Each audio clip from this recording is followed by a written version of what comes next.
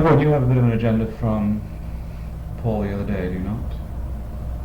Or do you... No, I don't, because I haven't got an agenda from Paul the other day. He spoke some words which he made, and I would like to note down. Well, what we wanted to get into was hard data, hard-valued events, and in the rise of conversation theory. We've just now covered,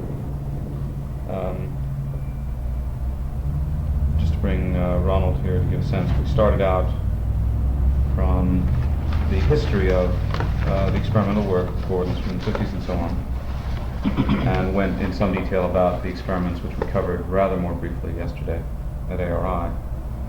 But we went into some detail about them and moved up through just to, I guess, the emergence of conversation theory as a theory, and specifically we're getting into the issues of consciousness and how that is not encompassable by other psychological theories, and what a hard datum would be in regard to consciousness, and how extensions of psychology were required. Please.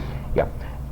What I said is one commitment I made when changing paradigm was, well, I did not mention the ARI, since it would be out of place in that particular context, that particular group of those people, to give an indication of reasons other than a forced deviation from behaviorist or functionalist or whatever you like, standard paradigm, which you're well aware of, that a new paradigm ought to do something more. I can most concisely express this by saying it should deal with the content of psychological and social events and linguistic events, namely, as I understand it, consciousness, and that instead of pushing consciousness outside of the theory to be dealt with in some external meta-language, talking about the theory,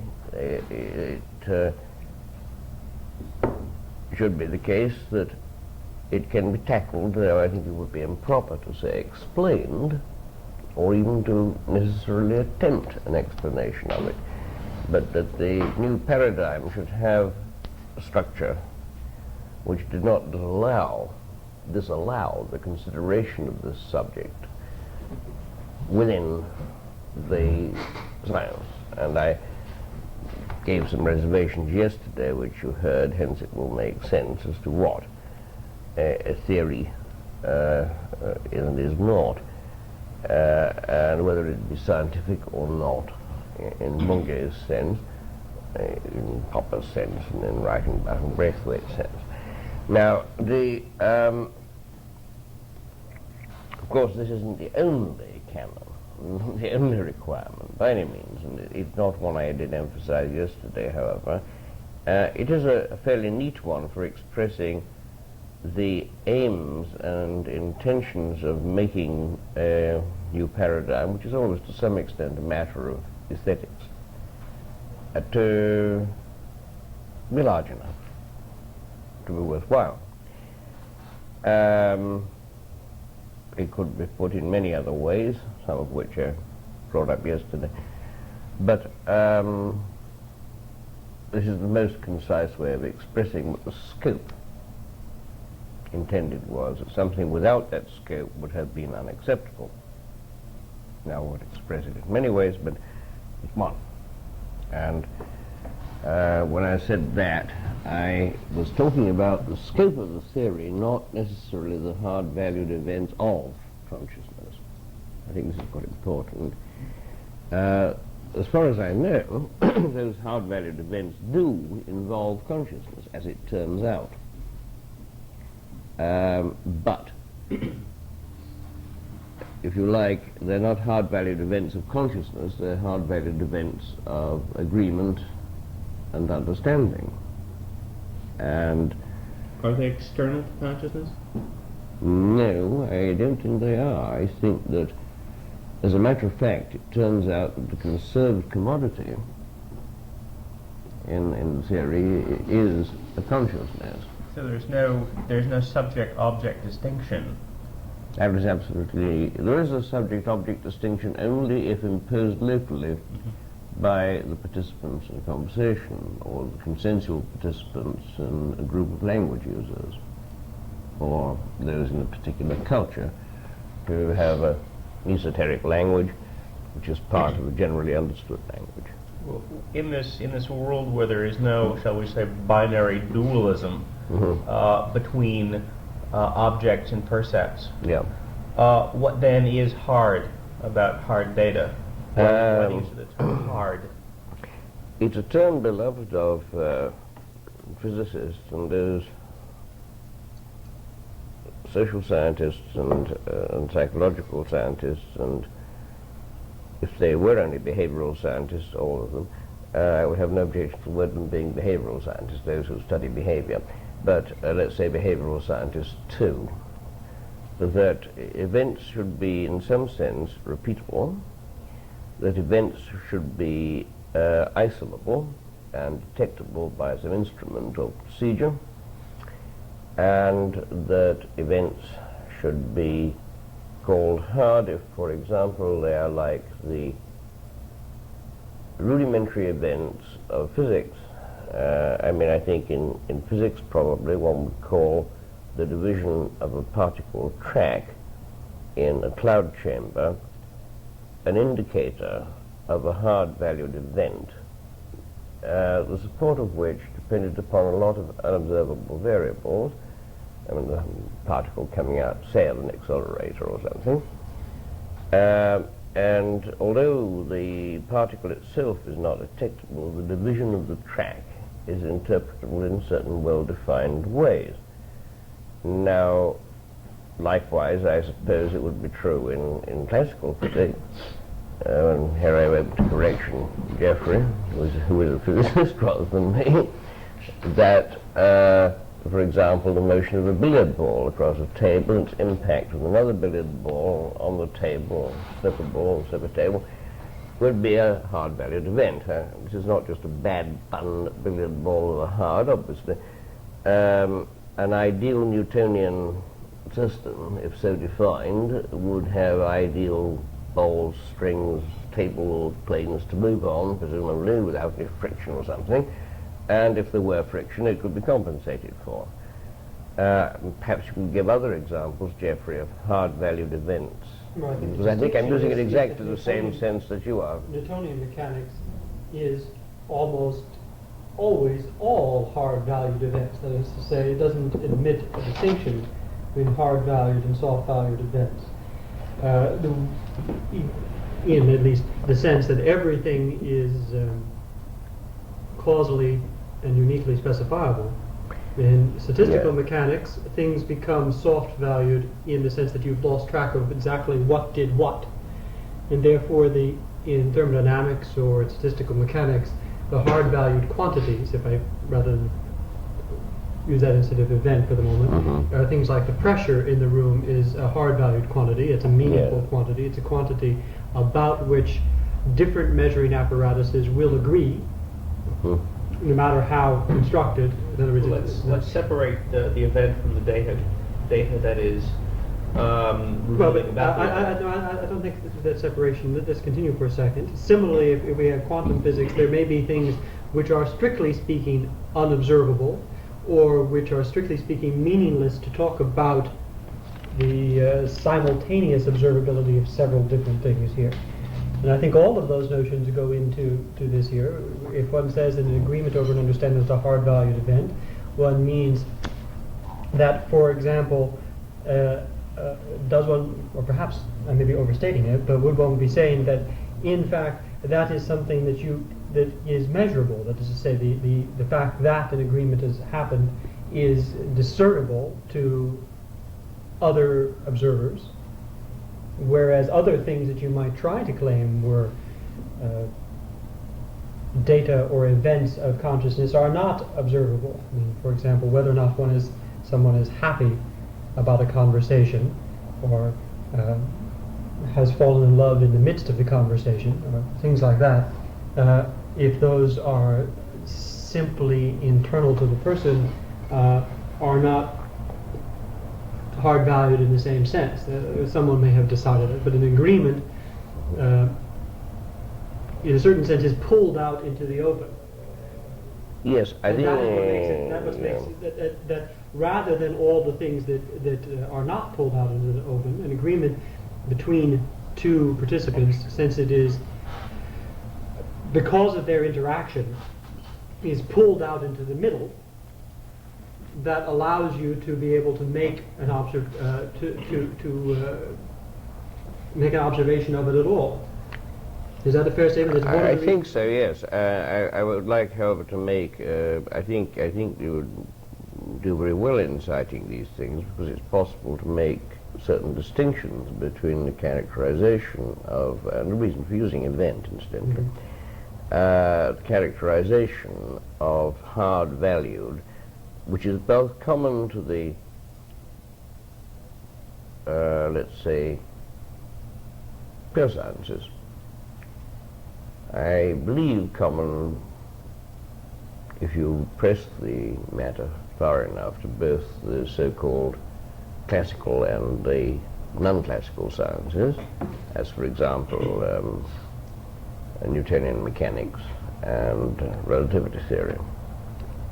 Statistical mechanics being a dubious case in a certain sense for a reason which will emerge, namely due in fact to the nature of statistics as a discipline, appropriate indeed for those things to which it's applied, but not necessarily to conversations, for example, and or language at all. And we were focusing somewhat on language, in fact, in our previous debates, discussions. I guess the important point, as far as I'm concerned, is a consensus. Maybe you don't agree, or maybe you do agree, Jeffrey. Consensus amongst potential observers, be they scientists, philosophers, or non-experts, really, about the construction of certain measuring instruments and their employment. Having constructed these and determined whether or not there is such an event by the use of them, but of course it all rests on a consensual agreement about what a microscope or a cloud chamber or a thermometer or a pressure gauge or barometer is, or a ruler to measure the volume, position or whatever. The need a ruler and set square for the volume, I guess. The expectation is that no observers will disagree about the result given by these consensually agreed instruments or its implication, if you like, its meaning. Supposing that one of the rules for reading the evidence of the instrument are statistical rules. I would find this extremely difficult, because if they were probabilities, I would begin to doubt on the same basis that I said I had reservations about statistical mechanics, Right, that's why about the applicability. Good. I would begin to doubt whether these could be called hard. Now, whereas I'm prepared to admit that in physics it is very likely, because the events are topologically of a certain kind. They're mappable topologically onto one simplex or a four simplex, in the case may be, according to the brand of physics you're in.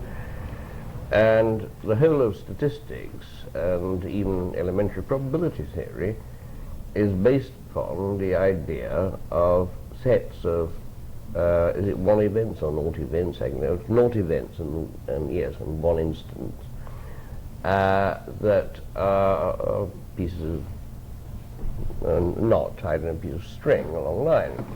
The simplest case, more elaborate case, where the sequence be somewhat like a number of polyhedra put face to face.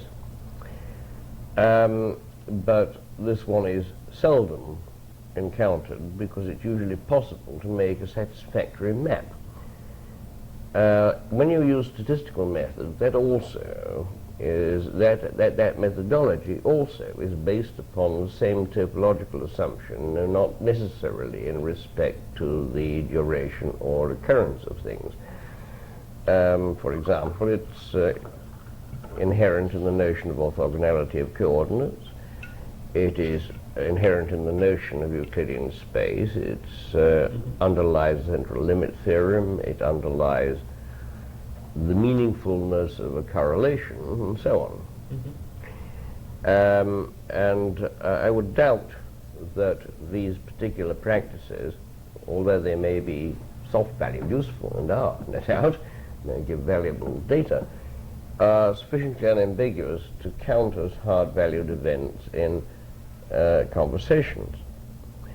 So if one was to take a statistic, for example, over a number of dialogues, discourses, and say, well, it looks as though these guys have agreed to understand something or other, I'm afraid I'm not greatly convinced by the number of what a statistician might reasonably call independent heads, that what a statistician might reasonably call independent subject matters or something of this kind do indeed do something or other.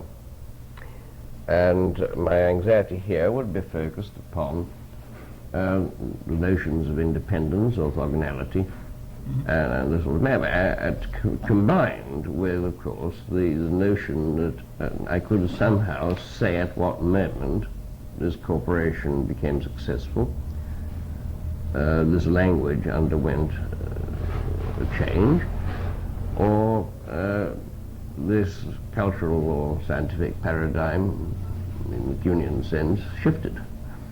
Well, I don't want to sound overly trivial about the point, but if one is trying to state that that science, for the time being, what we commonly refer to as much of hard science as producing hard-valued data, that is data which does not avail itself of statistical probabilities. Well, some of it does, you see. So I think some of the hard data of science probably is statistical, isn't it? But even the machinery, which all scientists might agree is the proper instrumentation to be used.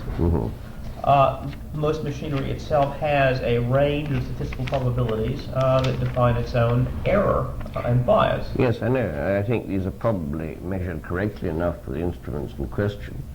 But for the instruments I would prefer to use for detecting, well, I think I'd call them the same way, hard value, exactly stated events, unambiguous events, rather than events which are laden with ambiguity, doubt, fuzziness, etc., would not be amenable to measurement by any agreement with equipment which was so constrained.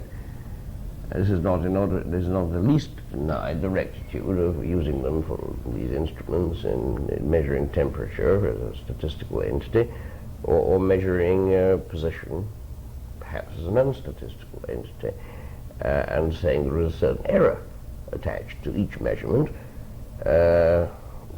because in fact the whole system is compatible. The statistical system is compatible to the measurement system.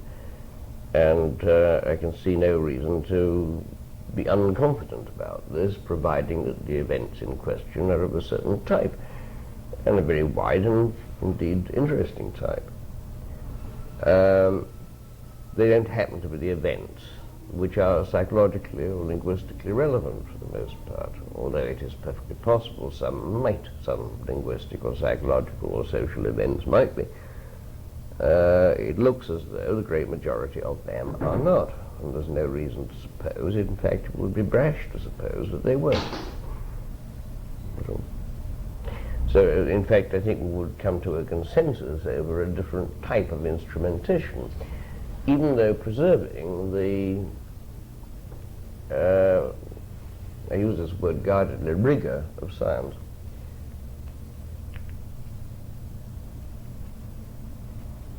Do you make a distinction between hard-valued events and hard-valued data about such events? Not really, because I think the data are, in this case, all of them events, whereas it is perfectly possible to say in a classical science, I believe, that although the measurement process itself may be an event, and certainly as far as I can see is, the observer is certainly excluded from the picture, as for example by token of the work done by people like de Witt on observational problems, where even for a double observer problem, the price you pay for, as it were, putting, well, not as it were, for putting the observer into the system,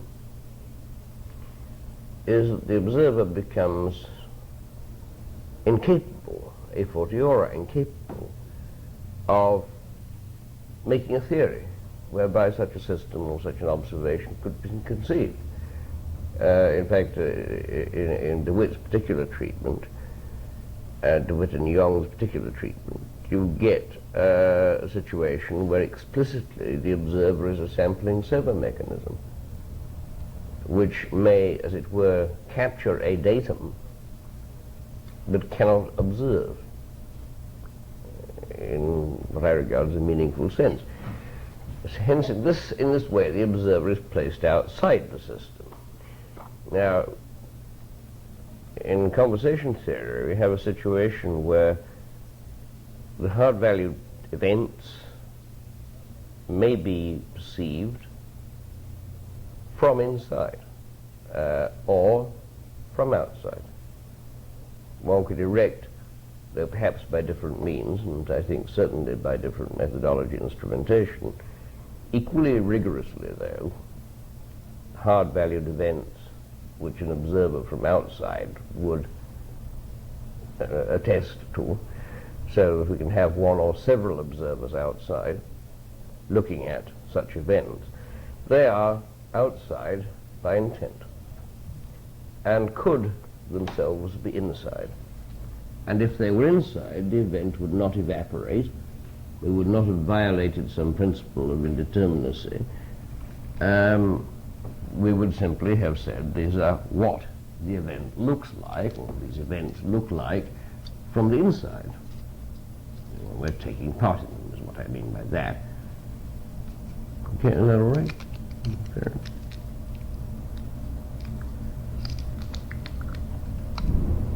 Is the claim that this is an agreement over an understanding is one sort, one hard-valued event, or that in fact it is all reasonably useful hard-valued events? Oh no, certainly not all reasonably useful ones. It is one sort of. And at least there must be one sort of, and that one sort of must be sufficient to, here I use the term rigor with even greater care, and to be formal about at least those sorts of events. I mean, if one had an MLT system of some sort, you can talk about some characteristics of an agreement in symmetrical cases. I'd be the first to concede you may also talk about a comparable process, such as issuing a question and something happening which is not yet an agreement,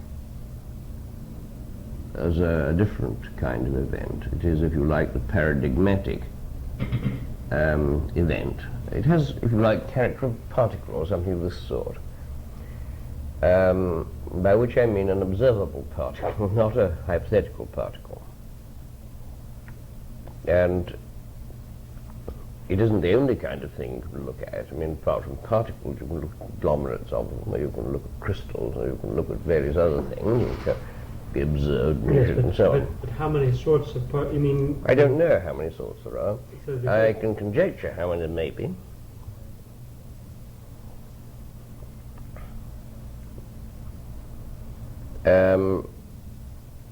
I'm certainly not stating it's the only kind of event. It is the only kind of hard-valued event for which I built a measuring instrument at the beginning of this theory.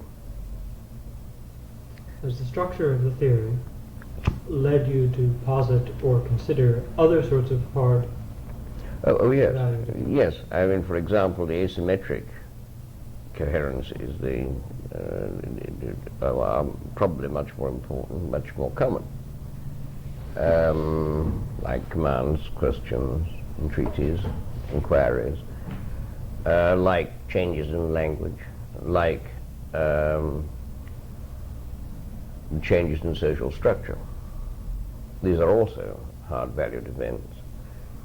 The original diversity emerged from looking at the participants in conversations and saying, of course, well, if the participants happen to be bits of one head, one mind, which are in one head, then obviously there is some difference in type from the case when the participants happen to be pieces of mind in a couple of different heads. And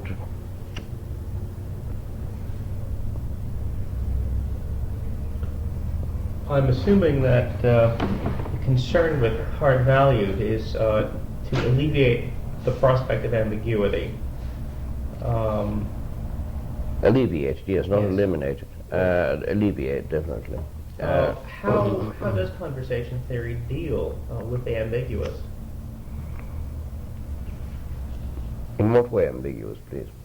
I mean, I could give several very sensible if, replies. for example, you have an entailment mesh, Yes, which is filled with multivalent, multivocal concepts, yes, and several of those valencies, shall we say, could possibly be operable within the same environment. So several of those meanings might be operable at a given time, yeah. but only each with a different subset, or sub-network of the mesh. Yeah. How might conversation theory deal with that? Essentially in the same kind of way, I suppose, but there is an obvious pragmatic difference, practical difference. I would attach the types of relation involved in specifying what a hard-valued agreement type event is, and in fact form this mesh. Now, the types of relation are of several kinds, necessarily. Let us consider a couple of them. And I will use a terminology which Geoffrey and I have been discussing in some depth recently. But it may be a bad terminology, but I don't know. It is one which is under debate, but it has a meaning. It is not stupid. It is a meaningful one. It may not be the optimum one by any means. And distinguish between analogical events and events which are not necessarily analogical and are called entailment, and if anything are stronger. I would also distinguish between, within events which involve an entailment relation, those that are collective, not conjunctive, as in some of the earlier papers, which was a misnomer, discarded perhaps 5 years ago, and not disjunctive, as again discarded as misleading terms, though seductive ones, some 5 years ago, and called them collective and distributive types. Amongst these I would distinguish certain events which have different adicity, certainly. Connections which have different adicity. And the colligation of different valences of a comparable utterance would be related indeed by an analogy type relation amongst the users of these, or the so-called instance at which they occur. Do you think I ought to answer that telephone, Paul? Machine. Machine gets doesn't it?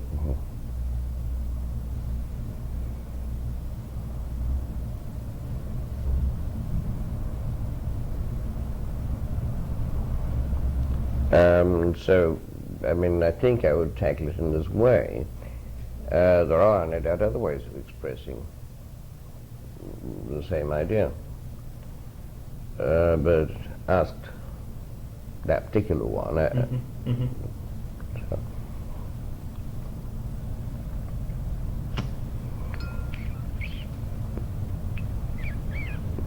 We did last time here, but not in your presence, go into the nature of what this hard-valued event is.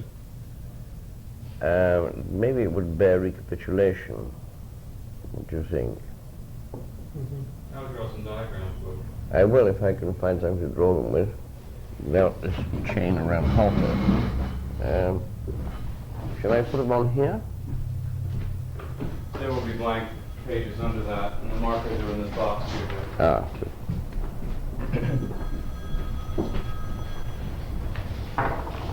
This spot here.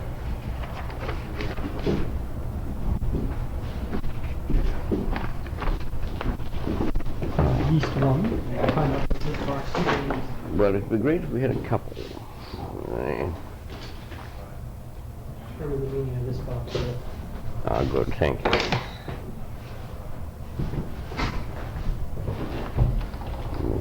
Gadgetry that fall to the ground.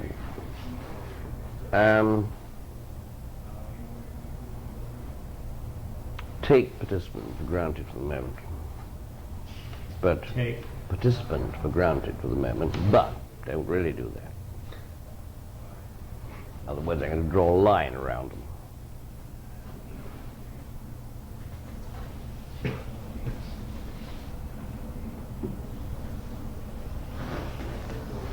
I'll call this one A. I'll call this one B.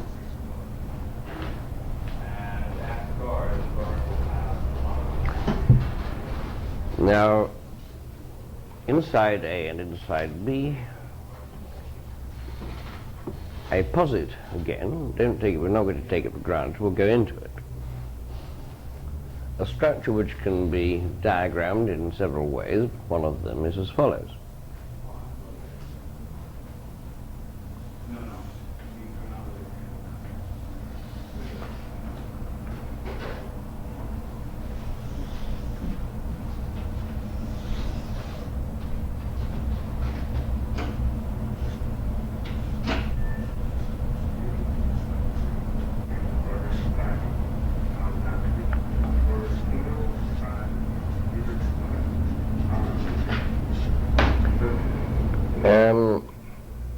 We'll say that this is a concept.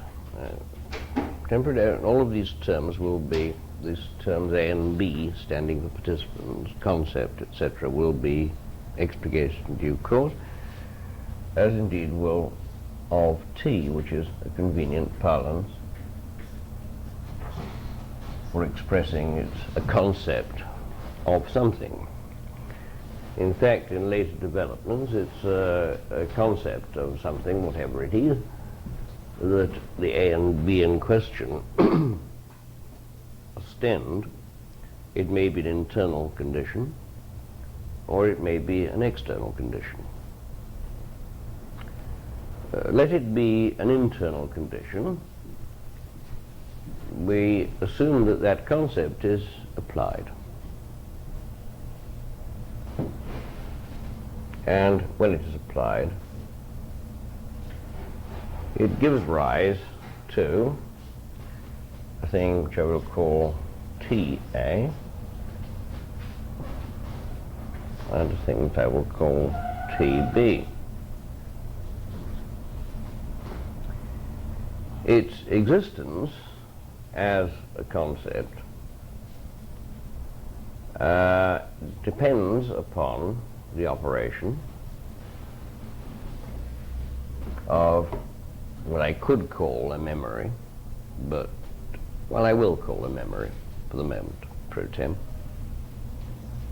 which is also a kind of concept and has the property that it's applied. I'll just call it mem A. Mem B. And it may be of T, whatever that is, say a table, or a impression, or a part of a theory or a proposition or something. And if it's applied internally, TA appears as an image, and the memory part acts in a way which I will call productive or reproductive.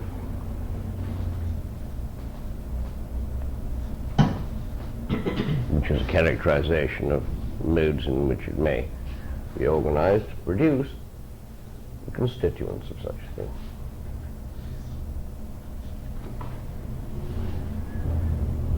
It acts upon that thing itself, and these are not entailment diagrams, incidentally, as such. They're simply convenient shorthand notation. The values, called image in this case, in order to recreate that, and it may also act, incidentally, in order to create that from other things. So I don't know a convenient way easily to represent this, but I'll just put in, let's say something else,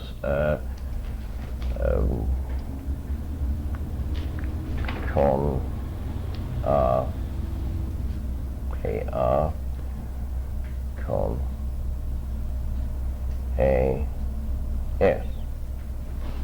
And in this case, we'll have something different, which are no different from this thing, which is why I didn't actually label this mem of T. Sorry, this is B, not A. B. Yes. Con A, T, and con A, Q.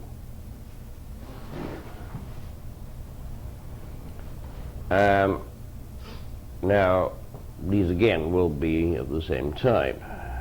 The point being that the mem operations are not necessarily engendered in the same system as this, but in some repertoire, perhaps, of concepts. And in some at least, there is going to be a thing which is produced. So we'll put down at the bottom, if I may, just mem of type con. In other words, it's another concept.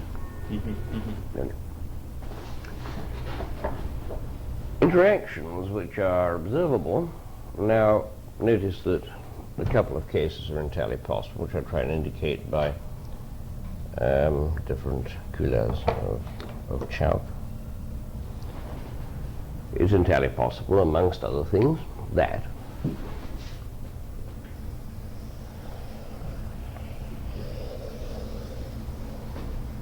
these exist in separate brains, which can be distinguished spatially, biologically, immunologically, or in various other ways, which are labeled by the letters alpha and beta, in order to make that distinction distinct from the distinction A and B. And A and B are intended to contain collections of these things, and in fact there may be a theorem saying how they are. Or it may be the case that instead of that we have a surround which is just one undemarcated by any other means than recourse to closure properties, brain containing both of them. Okay? Now, an agreement as I understand it, occurs when the externalized form of this, which we might refer to as wrong color again,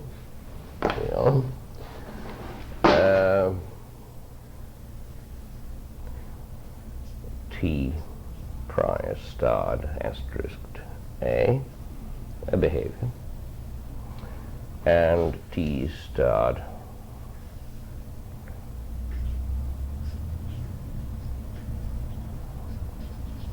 behaviors which may yield descriptions. For example, they could be the act of drawing a circle on a table, or the act of constructing something, or the act of doing something. Doesn't really matter.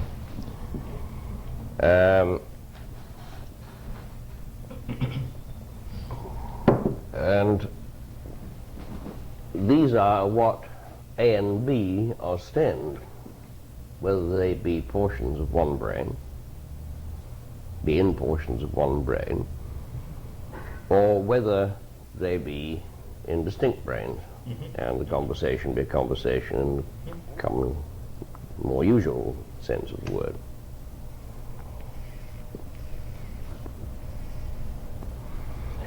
A hard-valued event will entail the thing we did chat about yesterday, and I hope this isn't being too repetitious, and I'm sorry. I mean, it is perhaps useful to go over a bit.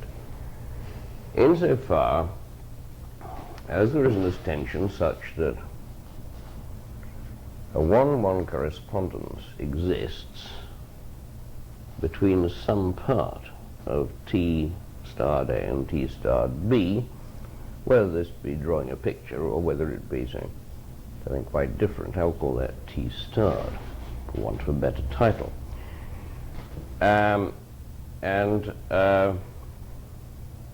Insofar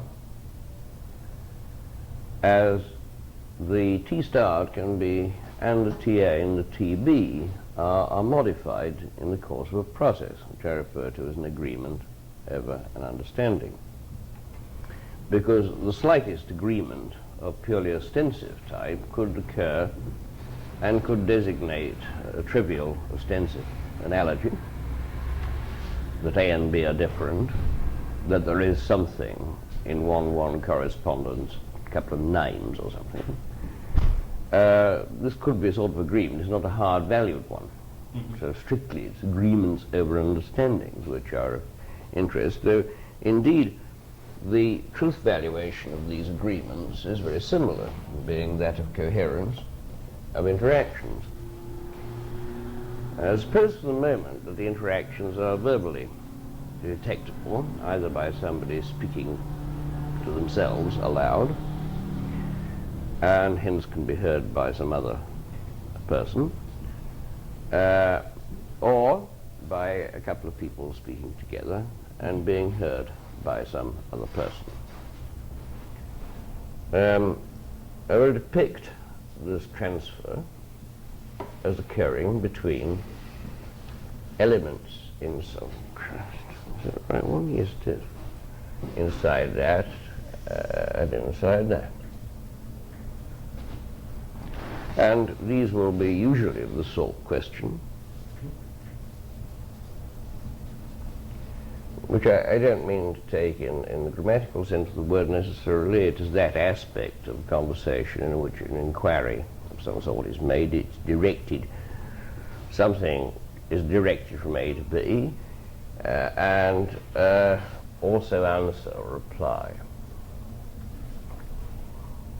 It's perfectly possible vice versa, isn't it? And what they do is to spell out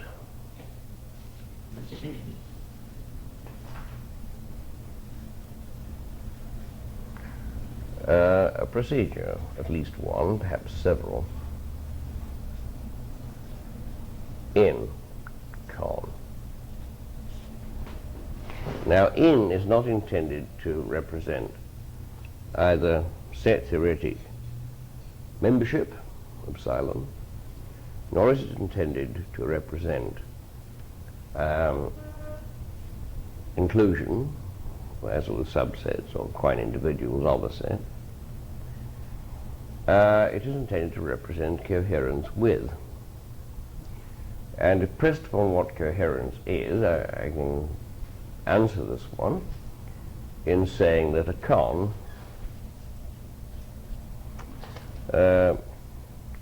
partly coherent cluster of procedures. What was the word for procedures? Partly coherent cluster of procedures. In fact, it could be wholly coherent, but if it were, there would probably be no point in discussing it. It would be some automatic behavior or some assumed norm, so it would be unlikely one could have. There's no reason why it shouldn't be wholly coherent. There will, generally speaking, be a coherent core to it.